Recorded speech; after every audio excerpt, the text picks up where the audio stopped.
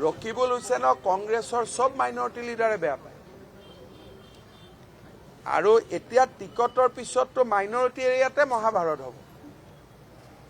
কাৰণ কালি ইলেকশ্যন কমিটিৰ মিটিং পাতিছে 7টা নাম লৈছে কিন্তু ইনক্লুসিভ মাইনে অলৰেডি বিজনেছ কৰি দুটা নামৰ লিষ্ট পঠাই দিছে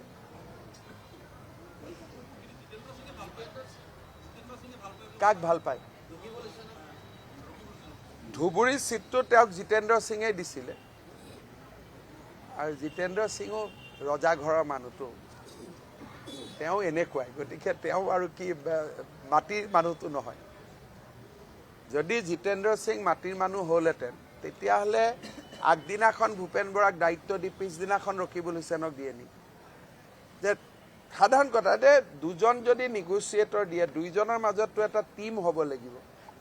যদি পিছদিনাখন প্ৰদ্যুৎ বৰদলৈক ভূপেন বৰাৰ লগত দিলেহেঁতেন এই গণ্ডগোলটো নহ'লেই তেল আৰু পানী যে দুইটাই কথা পাত এইটো ডিছকাশ্যন কেনেকৈ হ'ব তেওঁলোকে যদি ভূপেন বৰাক ৰাতিপুৱা ক'লেহেঁতেন যে ভূপেন তুমি অকলে যাব নালাগে টেক প্ৰদ্যুৎ অলছো গণ্ডগোলে নহয় টেক দেৱব্ৰত অলছো ভূপেনক ক'লে টেক ৰকিবুল তাৰমানে এইটো জিতেন্দ্ৰ সিঙে নাজানে নেকি যে ৰকিবুল হুছেইন আৰু ভূপেন বৰাৰ সম্পৰ্কটো ঠিক নহয় তেওঁলোকে চিন্তাই নকৰে ভাবে হাম ভোল দিয়াটো কৰনা হি পড়েগা এনডিএ সিটৰ ভাগ বতৰা হৈ আছে যিদিনাখনে অমিত শ্বাহজীয়ে মাতিব সিদিনাখনে হৈ যাব বড়োলেণ্ডতো ভাগ বতৰা আমাৰ প্ৰাইমেৰিলি হৈ আছে এজিপিৰ লগতো হৈ আছে অমিত শ্বাহজীয়ে যোনদিনাখনে মাতিব সিদিনাখনে এনাউন্স হৈ যাব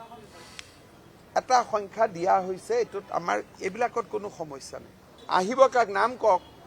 নায়ে দেখোন তেনেকুৱা মানুহ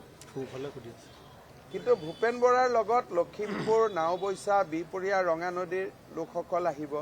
চেন্ট্ৰেল লেভেলতো ষ্টেট লেভেলতো তেওঁৰ লগত কাম কৰা কিছু ব্যক্তি আহিব কিন্তু বাকি আহিবৰ কাৰণে কংগ্ৰেছত আছে কোন আপুনি নামটো কওক না তেতিয়া মই উত্তৰ দিম আহিব পাৰে নাহিব পাৰে নায়ে দেখোন এতিয়া মই ভুল কৈছো